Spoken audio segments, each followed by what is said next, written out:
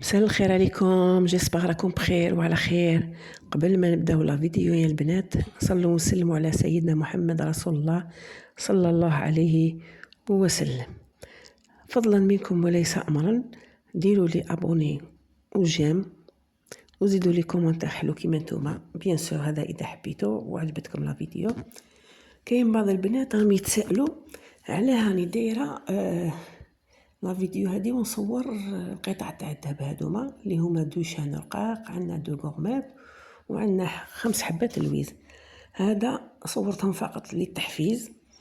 كاين بعض البنات يقول لك صح الذهب زينه وخزينه، بصح حنا ما عندناش دراهم باش نديرو الذهب، ماناش خدامين.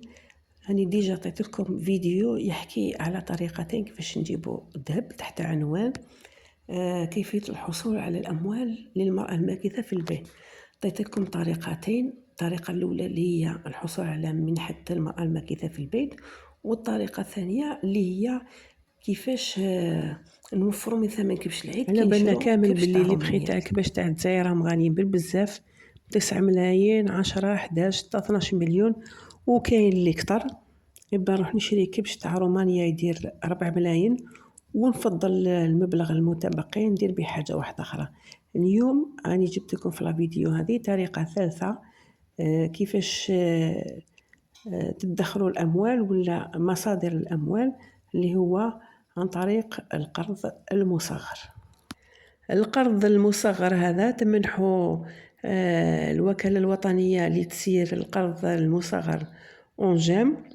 هذه الصيغة تاع القرض المصغر تسمح بتمويل بعض النشاطات وتجلب بعض فئات معينة من المجتمع بفضل الامتيازات والمساعدات الممنوحة اللي تقدمها الوكالة مجانا، كما الدعم والنصح، المتابعة التقنية والمرافقة اللي تضمنها الوكالة في إطار الأنشطة تاع المقترضين، كما يكون عندهم الفرصة باش تمدلهم قرض بنكي بدون فوائد، ويزيد يديروا لهم تكوينات مجانية في مجال تسيير المؤسسات الصغيرة، وزيد على ذلك يقدروا يشاركوا في المعارض اللي تنظمهم الوكالة في جميع أنحاء الوطن باش يعرضوا المنتجات تاعهم ويبيعوها. حددت الوكالة الوطنية لتسيير القرض المصغر مجموعة من الأنشطة اللي تقدر تمولها في إطار صيغة القرض المصغر. راح نشوفوها دوك بالتفصيل. المشاريع راح تكون في مجالات متعددة ومتنوعة حسب الإمكانيات العلمية والتقنية والبدنية للمستفيد من القرض المصغر. القرض هذا راح يكون المبلغ تاعو من 10 ملايين إلى 100 مليون سنتيم جزائري.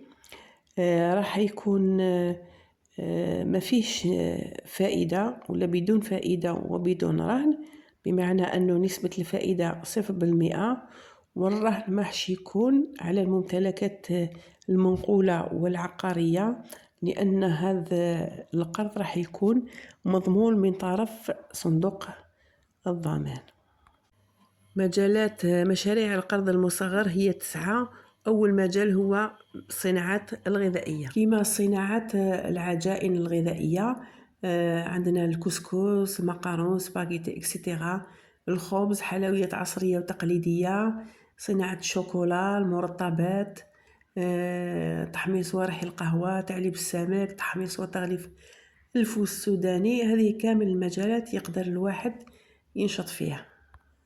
المجال الثاني راح يكون خاص بالألبسة، كما الألبسة الجاهزة، خياطة الملابس، نسج الملابس، الحياكة، صنع الأغطية المنزلية الخاصة بالسرير ولا المطبخ ولا المفروشات. المجال الثالث راح يكون حول الصناعات الجلدية، كما صناعة الأحذية التقليدية، الألبسة اللي نلقاوه بزاف في المناطق الجنوبية، كما الأسريجة تاع العواد تاع الجمل إكسيتيرا. المجال الرابع اللي هو مجال الصناعات الخشبية، مثل صناعة الأثاث، المنتجات الخشبية، صناعة السلال، الصناعة المعدنية، صناعة الأقفال، الحدادة، وكل ما يتعلق بالصناعات الخشبية. المجال الخامس راح يضم الفلاحة بمختلف الشعب تاعها. عندنا شعبة تربية الماشية كما تسمين الأبقار، الأغنام، الماعز، إنتاج اللحوم والحليب، تربية الدواجن والأرانب والنحل. أما فيما يخص فلاحة الأرض راح يكون المشاريع حول إنتاج البذور، الفواكه، الخضر، خاصة من حيث التجفيف والتخزين، إنتاج مشتلات الزهور ونباتات الزينة. المجال السادس هو مجال الصناعات التقليدية، تقوم به الكثير من العائلات، مثل النسيج والزرابي التقليدية، خياطة الملابس التقليدية والطرز التقليدي، الرسم على الحرير والقطيفة والزجاج، أدوات الزينة والفخار، المنتجات المصنوعة بالزجاج والنقش على الخشب. المجال السابع اللي يقدر الواحد يدي فيه قرض مصغر هو مجال الخدمات. هذه المشاريع تقدم خدمات للمواطنين كما خدمات الإعلام الآلي مثلا في السيبر ولا الحلاقة والتجميل. عندنا كذلك الأكل السريع كما تاع الفاست فود ولي بيتزيريا، تصليح السيارات، ومختلف التجهيزات كما لي زيلكتروميناجي ولا آلات التبريد. مهم مجال الخدمات هو مجال واسع، يقدر الواحد يحل أي مشروع اللي يدخل في مجال الاختصاص تاعه. المجال الثامن اللي تقدروا ديروا فيه مشاريع هو مجال الصحة. كل مواطن يكون عنده سواء مرأة ولا راجل عنده دبلوم في مجال الصحة، مثلا طبيب عام ولا طبيب متخصص ولا طبيب أسنان ولا فارماسيان، يقدر يدير القرض هذا ويفتح العيادة الخاصة تاعو. ومام إلا كان عنده ديجا عيادة وكان خاصو الماترياليتو يقدر يدير ان كريدي والدعم الدولة من 10 ملايين حتى 100 مليون. وصلنا للمجال التاسع اللي هو مجال فيه الخدمة بزاف والمتعلق بالمباني والأشغال العمومية. على بالكم باللي كثروا البنيان في بلادنا بالبزاف هاد العوامل الأخرى. عندنا مشاريع سكنية، مشاريع تاع البنية التحتية. المشاريع السكنية عندنا كيما البيا، البي بي، اديان، الناس قاع راهي تبني، الناس قاع تسحق، المختصين في اشغال البناء، مختصين في الكهرباء، لي زيلكتريسيان، في لي بلومبيي، في لي بانتر، يسحقوا تاع بلاكو بلاط، يسحقوا تاع الديكوراسيون. معناتها اللي يستثمر في المجال تاع المباني والاشغال العموميه راح يربح باذن الله، وراح يوسع المجال تاعو وراح يلقى روحه. في بداية لا فيديو كنت قلت لكم أن مبلغ القرض المصغر يتراوح من 10 ملايين إلى 100 مليون سنتيم. كاين بعض الأشخاص يتساءلوا يقول لك أنا ما نديش 10 ملايين ندي 100 مليون، أسكو عندي الضروة ولا ما عنديش؟ دوك نفهمكم بالتفصيل. بالنسبة للأشخاص اللي مازال ما بداوش المشاريع تاعهم،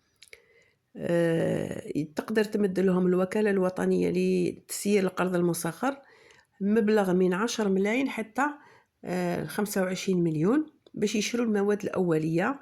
وإلا كانوا ديجا عندهم مشاريع وخصهم دراهم باش يشروا مواد أولية تقدر الوكالة تدعمهم. بالنسبة للمبلغ تاع 100 مليون هنا يكون تمويل ثلاثي، معناتها لازم الشخص يدير مساهمة شخصية بالأنبورسون. بالنسبة للوكالة الوطنية لتسيير القرض المصغر راح تدعمه 29% من ثمن المشروع. وبالنسبة للبنك راح يمدلو 70% بيان سور بدون فوائد وبدون رهن. هذا المبلغ تاع 100 مليون راح يقوم به الشخص بتسيير المشروع تاعو، ومن بعد راح نشوفوا باللي عنده امتيازات واحدة أخرى فيما يخص لي زامبو، فيما يخص تسديد القرض اكسيتيرا.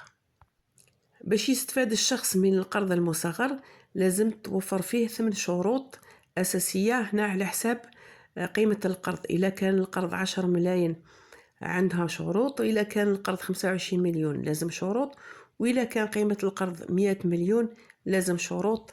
دوك نشوفوه. بالنسبة للقرض تاع 10 ملايين لازم الشخص يكون عنده 18 سنة ويكون قادر على ممارسة هذا النشاط. ما لازمش يكون عنده دخل ثابت، لازم تكون عنده الإقامة ثابتة. لازم يتمتع بكفاءة اللي تتماشى مع النشاط اللي راح يديره. بالإضافة أن هذا القرض يخص نشاطات لإنتاج السلع ولا تقديم الخدمات، ما يكونش للنشاطات التجارية. بالنسبة لشروط قرض 25 مليون هي نفسها شروط قرض 10 ملايين. كاين حاجة برك زيادة اللي هي يطلبوا أنه الشخص ما يكونش ديجا استفاد من إعانة تاع الدولة لإنشاء أي نشاط مقبل. هذا مكان. أما بقية الشروط فهي نفسها كيما تاع شروط تاع القرض تاع 10 ملايين. شروط القرض تاع 100 مليون هي نفسها شروط قرض 25 مليون.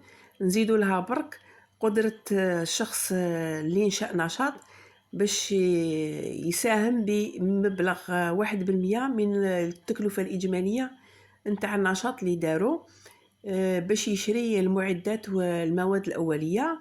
وإضافة إلى ذلك يقدر يدير أنشطة تجارية صغيرة أو إنتاج سلع أو خدمات، ماشي كيما القرض تاع 10 ملايين ونتاع 25 مليون. باش تستفاد من القرض المصغر مهما كانت القيمة تاعو لازم تدخل البوابة تاع الوكالة الوطنية لتسيير القرض المصغر لونجام. فماك راح تدخل للسيت تاعهم، تماركي طلع لي دوكيمون لازمين وتبعث لهم في الموقع هذا. من بعد هما راحين يكونفوكيوك ويدرسوا لك المشروع ويشوفوا كيفاش راحين يقدموا لك التمويل تاعك. كل واحد استفاد من القرض المصغر، مرأة ولا راجل، راح الدولة راح تعطي لهم امتيازات اللي هي ما يخلصوش لي زامبون مدة 3 سنين، وكذلك ما يرمبورسيوش القرض هذا لمدة 3 سنين. بيان سور لازم واحد يتصف بالجدية ويكد، وإن شاء الله ربي يوفقه وينجح في المشروع تاعو ويزيد حتى يوسع. إذا عجبتكم لا فيديو واستفدتوا منها ادعوا لي دعوة خير ورحموا لي على الوالد ربي يرحمه، وبقاو على خير ونتلاقاو في ساعة الخير بحول الله.